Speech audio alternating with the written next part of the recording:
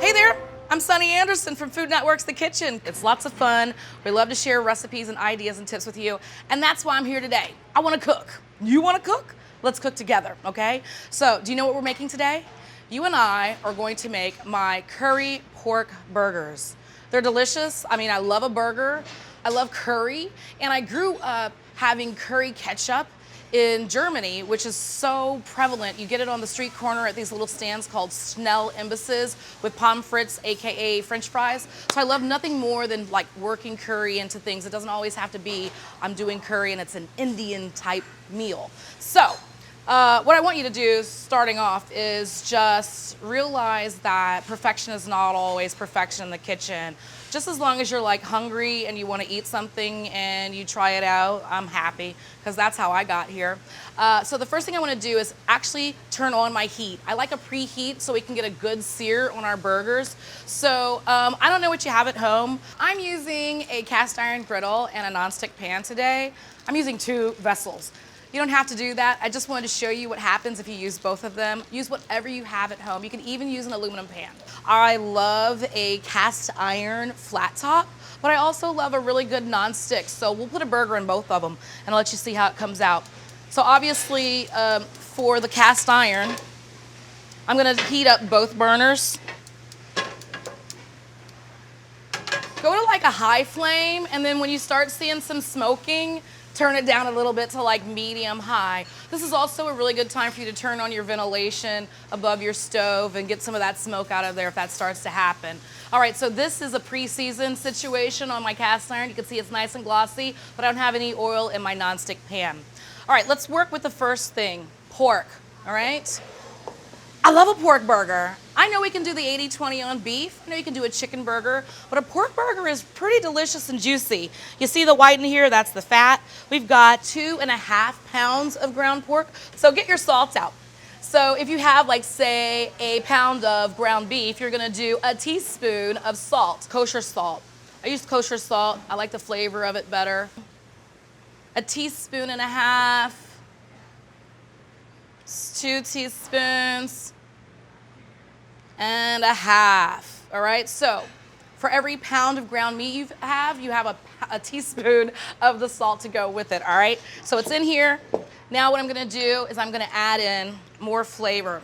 So we're gonna do 2 teaspoons of yellow curry powder. It's golden, it's delicious, it's flavorful.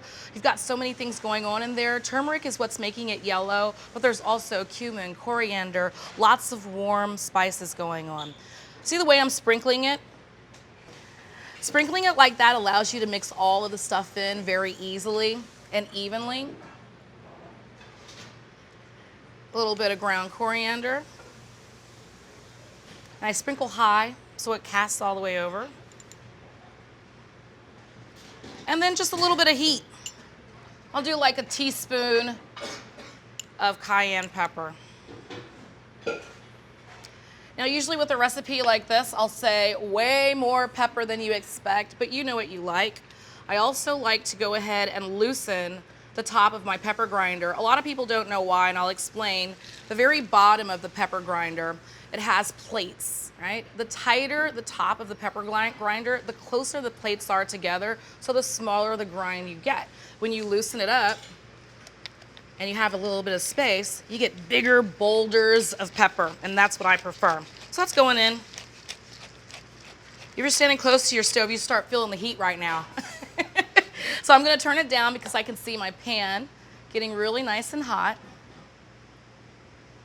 So I'm gonna turn that down really low.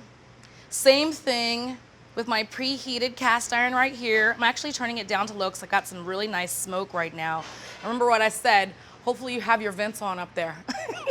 All right, so I'm just gonna leave this alone. I'm not gonna get my hands dirty. I'm just gonna start chopping. I've got one more thing I'm gonna add in, but I'm gonna chop first. So chopping down to put some things in. Now usually, if I'm talking about a beef burger or something, I want nothing more than is just salt and pepper inside that burger. But we're doing a curry pork burger, so it's totally cool to do some fun things and add some flavor on the inside.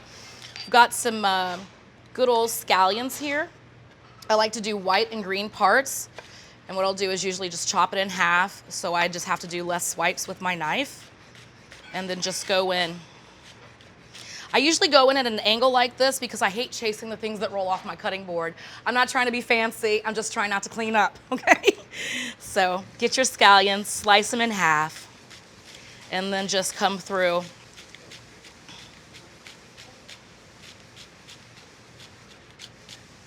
And get it done.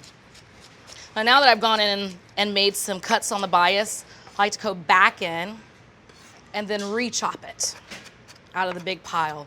I could actually do this forever, to be honest with you. Sometimes, you know, I'm standing here, I'm telling Alexa what song to play. But I just sit here and chop until it gets to the point where I'm like, if I bite into my burger, am I okay with that bite of onion? You really want it to permeate the entire thing, so the smaller you chop it, the more little bits get everywhere, and you feel like in every bite you're going to get an equal amount of that flavor.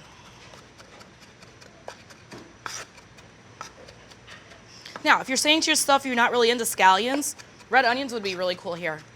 So I'd say maybe just about 1/4 cup of chopped red onions will really work well with that flavor profile of the curry powder, the coriander, salt, pepper, cayenne pepper, and then one more ingredient after I add in these onions and garlic.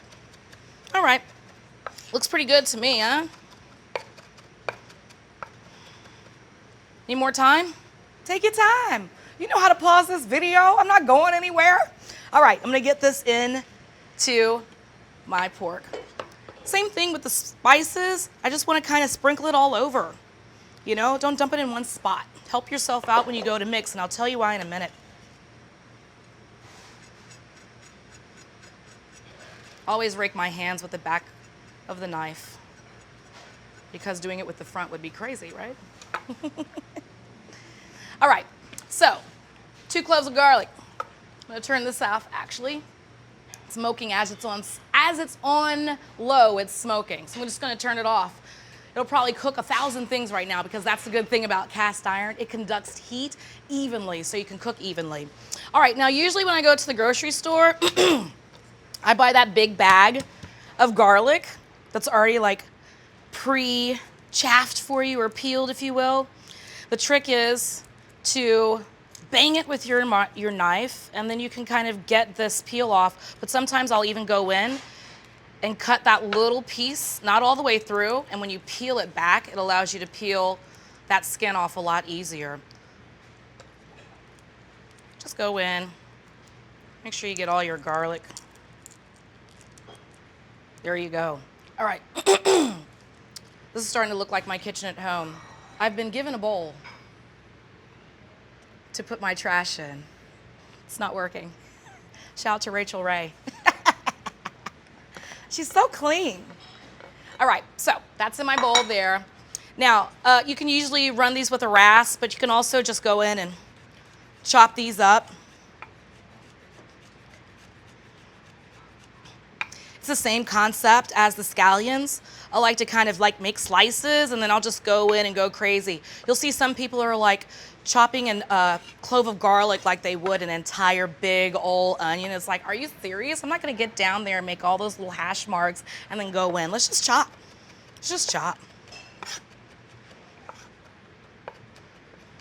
You're already ahead of me if you have the garlic peeled, so congratulations on that. What I will say is, I'm not really a big fan of the garlic and water or oil that you can find. It's really not the garlic flavor you're going for in this burger, so go ahead and do the fresh. Spend a little extra time to get that flavor. Someone's using that jar, though, for something. Feel free to hit us up on social media. Tell us how you use that jar of chopped garlic. All right. See, we got little chunky chunks of garlic. Looking good. Gonna get that into my bowl. Same thing. I'm not gonna just dump it. I'm sprinkling it. Okay? Now, over the top, same thing. I'm gonna pour in Worcestershire sauce. Now's the time to mix, and I'm gonna explain to you why I had you just kind of scatter everything into the bowl. I had you scatter everything into the bowl because we all know a juicy burger is a burger that's not over mixed, right? When you over mix, and it really pains me sometimes when people kind of get in there and they start doing the double hand squish, you're compacting the meat and the fat together and not really giving the meat space to breathe and let that juiciness of the fat just hang out, and so it escapes into your pan. So a really good way I like to use to show you how to mix your burgers without over mixing them is your less dominant hand. So are you a lefty? Use your right hand. If you're a righty, use your left hand. I know you're looking at me and you're like, but wait a minute, it's so backwards. Okay, so this is my left hand, but I know it's your right, okay? If you're ambidextrous, I don't know what to do. I don't know what to tell you. Just, I don't know. Figure it out. Okay, pitchfork. That's another way to make sure you're not over mixing, because your fingers are going to keep it nice and aerated and we're not gonna grab and squish. Pitchfork. And then just start folding as you turn. So see, my finger holes are getting it in there. Everything is mixing it. You see it's still kind of broken apart. We're not squishing it together. You should start smelling it. It smells great. I don't know how many times I'm doing the turn, but I would say it's probably about 20 turns and folds. And this is a good time to say, all right, I feel good about it. You can start looking at it. Does it look like if I had a bite out of every bite of this, I'd get all the ingredients? Yeah. All right. Now, this is done. Now let's make some patties, all right? Depends. How many patties do you want? Are you making sliders? Are you making big burgers? I don't know. What I like to do is kind of go in. I'll cut that in half. I'll cut that in half. Right? I've got nice big burger right here. Look at that. Oh, this is nice. Same thing as you're making the patty. Don't over make the patty. You know what I'm saying? Let it hang out. So I'll do one of these moves. Got it from my grandma growing up. You just kind of pat and turn, pat and turn, pat and turn. All right, so there goes one. And like I said, you can kind of self-figure out what you're gonna do. Put one there. I'm making 4. You can make this into 6. You can do 8. You can even do about 16 sliders with this recipe. So have at it, have fun. Okay, then flip it over and do the same thing. And then I like to kind of, oh, they look the same. All right, good stuff. I did my math right. This is actually my favorite part of cooking, is when you get yourself a little messy and it feels like you're making mud pies growing up. I don't know if you am I showing my age? My kids don't even make mud pies anymore, right? They're playing on their phones. But it was almost like my favorite thing to do is go outside after a rain and make mud pies. What? See how I look that, flip it over? Keep on going. Flavor, flavor, flavor, flavor.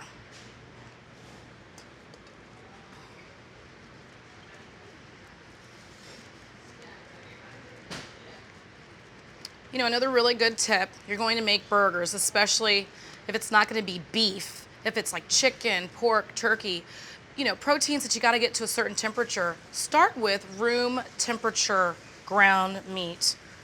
Makes for an even cook. All right, got my 4 big old burgers right there. I'm gonna wash my hands. You should too. Hands dry. Now, it was a little bit smoky earlier. If you don't see any smoke now, because we've been hanging out and chopping and mixing, go ahead and do a little bit of a reheat on your preheat. All right?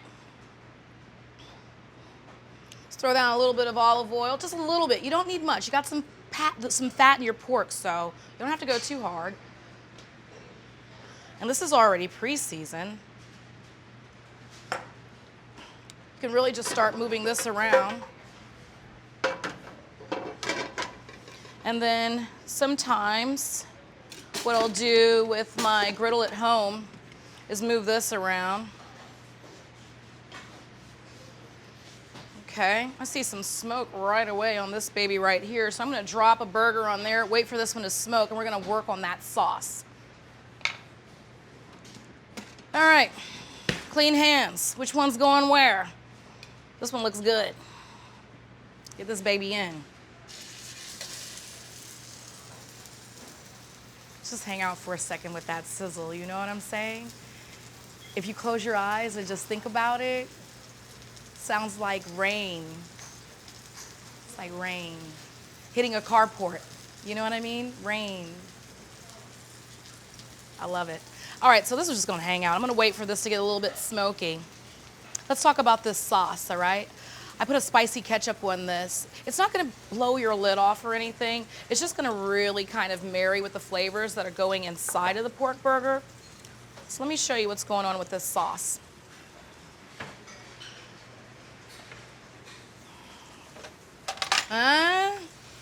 Okay, so we got some ketchup. I'm not making the ketchup. I got that from my pantry. We're making burgers, okay? I try to make just one thing. Everything else, store-bought shortcuts, okay? We're just zhuzhing up our ketchup. Gonna put a little bit of red chili flake, some butter. Gonna grate up some garlic, chop down a little bit of our scallion and get it into a pot. I'm gonna wait for this to get nice and smoky. In the meantime, I can get my pot over here going. Now on your pot, I'm gonna drop down just a little bit of butter. Not a lot. It's like, you know, tablespoon. Once that starts really kind of melting for me, I'm gonna add in some other flavor to it. So this is gonna be like a medium. We don't want that butter to start browning. And a matter of fact, I'm gonna feel like I'm in a little bit of a clock. I wanna get some stuff in there before the butter starts browning. But if your butter does start browning, just add a little bit of olive oil, all right? It'll slow it down and give you a little bit more time.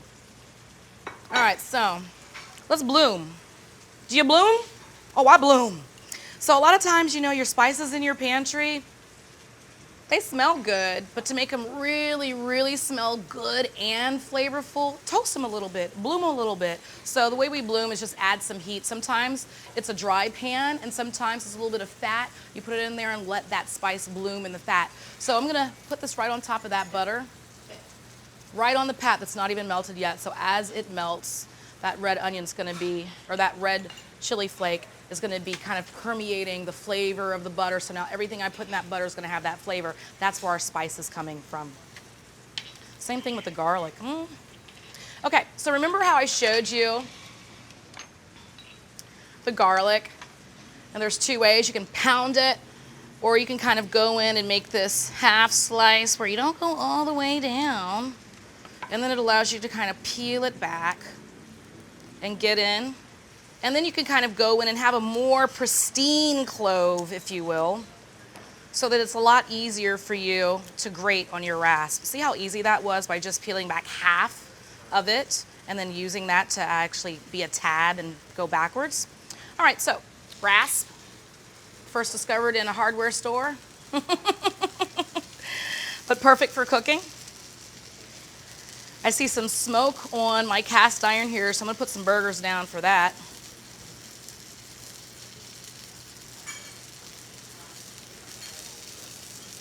And there you go. Now, I never throw this little piece away that saved my knuckles. I put it right back into the bag of all my other garlic cloves, and when I'm making like a stock or something like that, or a sauce where I need like garlic, I'll just put it in the blender, blitz it all up together. All right, save your knuckles and a future meal. That goes in there. Get my curry burger on.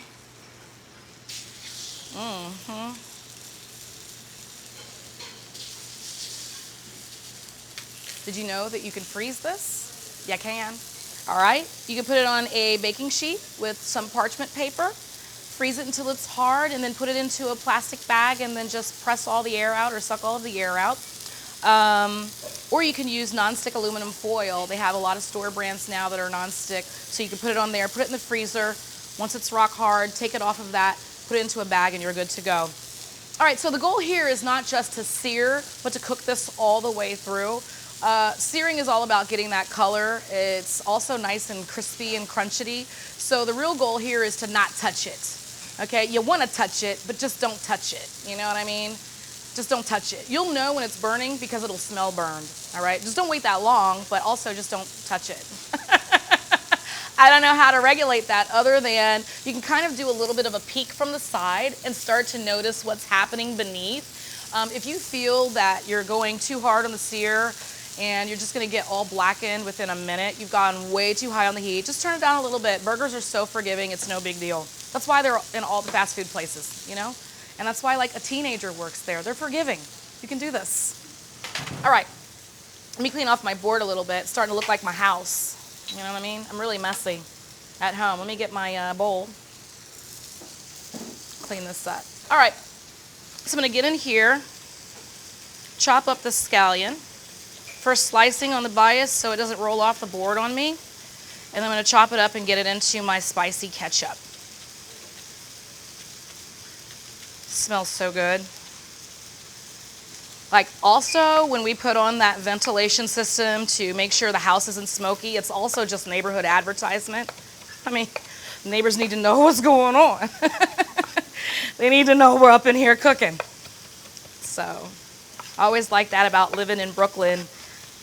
In my neighborhood, I could smell everything that was going on. Jealousy, man. What is going on next door?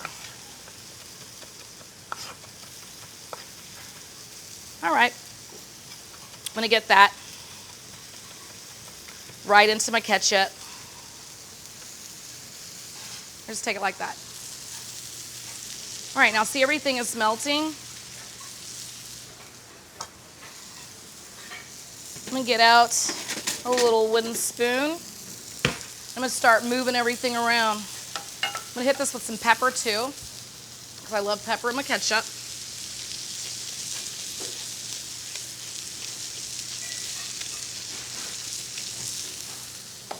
I'm gonna turn my babies down a little bit here.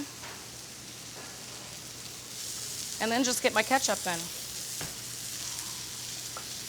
So get in your ketchup. Remember, in our pot, we've got the butter, we've got the red chili flake that was blooming, getting flavorful, fragrant, pungent.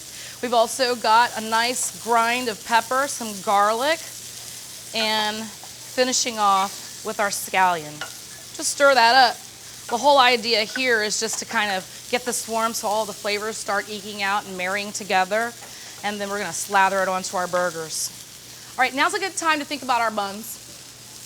I like to pre-warm my buns. So what I'll do is I'll turn on the oven to about 175 or 200. And as it's preheating, I'll just put my buns in there, but I haven't flipped over yet. And so I don't think it's a really good time yet. It's usually on the second flip. Oh, come on. Come on. Flip that.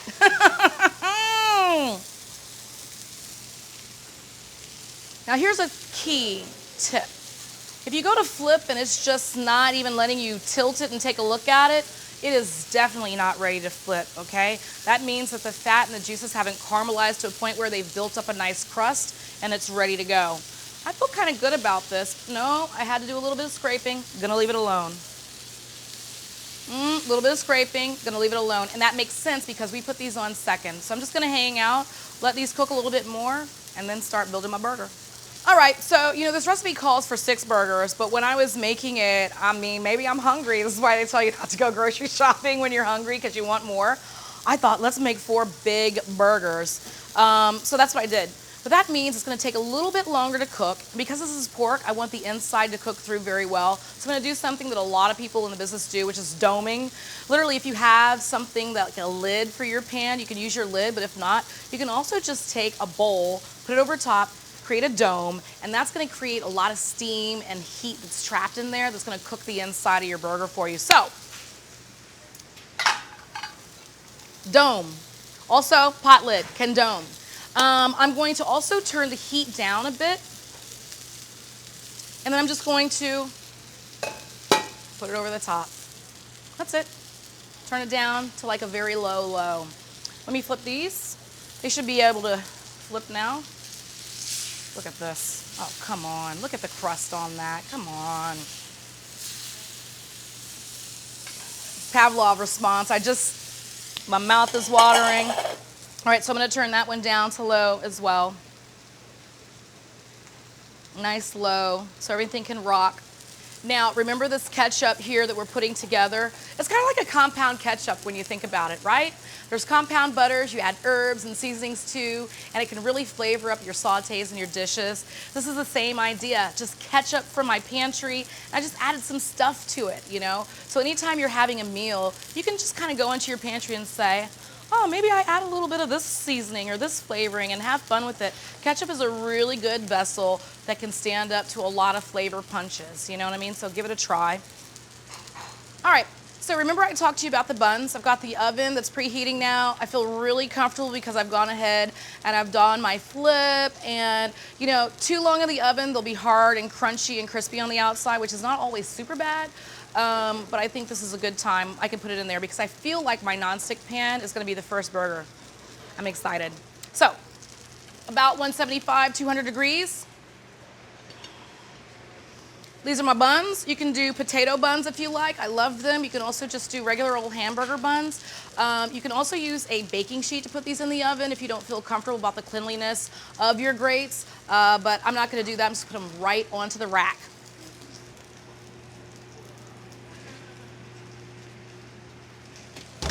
We're just kind of waiting. I do want to check my little burger over here because I'm excited about it. It's smelling good. It went down to the heat first. My ketchup's ready. Is your ketchup ready? Is it ready? Did you taste it yet? I mean, that's smart too. Let me just tell you, one of the smartest things you can ever do in the kitchen, instead of like cooking all the way through and you sit down to the meal and you're like, oh my God, what did I do? What happened? Taste as you go. Sometimes as I'm tasting as I go and I see like my guy in the background seeing me taste as I go, I feel a little bit guilty because I think he's thinking like I'm eating before him, but no, I'm looking out for you, baby. You gotta start darkening up your ketchup. It's just so good. It's so good. I mean, they're already selling it on the aisles doctored up, right? So we know when we do it at home, it's just more flavorful, more real. You know what the ingredients are. Good stuff. All right, I'm gonna start preparing to eat. I'm gonna get this out of the way. Remember, I'm gonna freeze this for another day.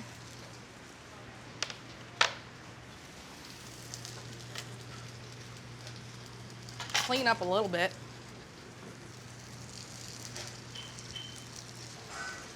Pulling into the stretch. Got our Roma tomatoes, some BIBB lettuce. I'm gonna come in here and make some nice slices.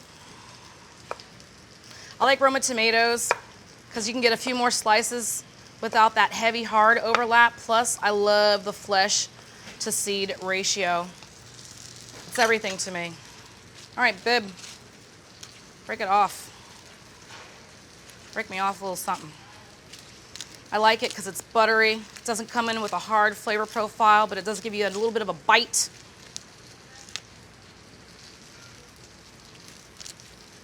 That looks pretty good for one. All right. Remember those buns? They are in the oven. Oh yeah.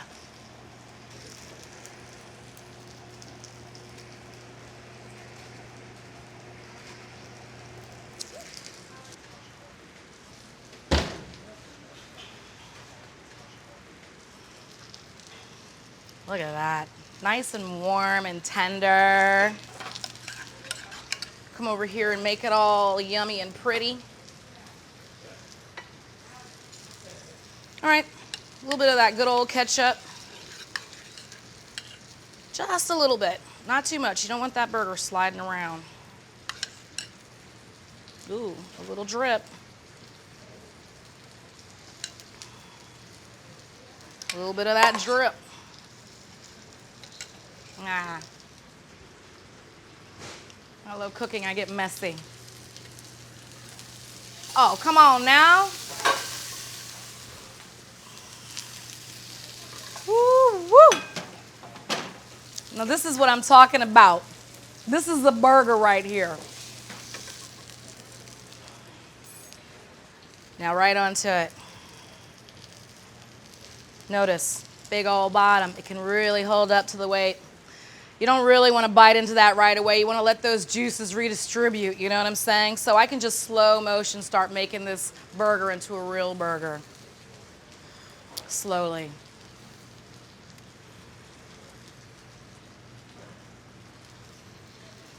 Oh yeah. Little tomato. Tomatoes on burgers to me are like mouth ketchup. If the burger is flavored up right and the tomato is nice and sweet and juicy, mouth ketchup.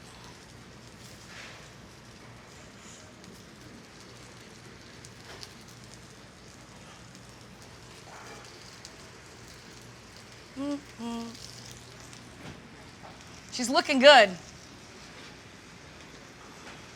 Look at that chewy bun right over the top. This is usually when I will go and I'll find some really tall skewers. I'll put one on either side and just slice into it and take my time. But let me slice it for you so you can see the beautiful inside of this. Hold on to it. Oh, look at that tomato sliding out. Now remember, you should wait a little bit longer so that juice doesn't just roll out. But look at that. Yum, yum.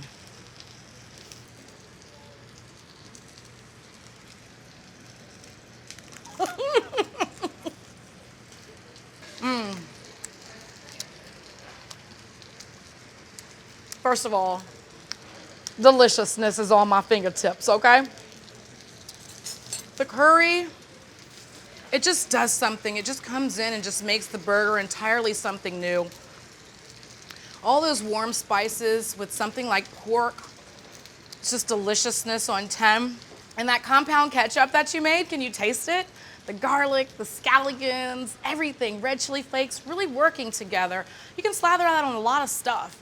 Chicken that's grilled, any other kind of burger, and obviously dip some French fries in there or tater tots.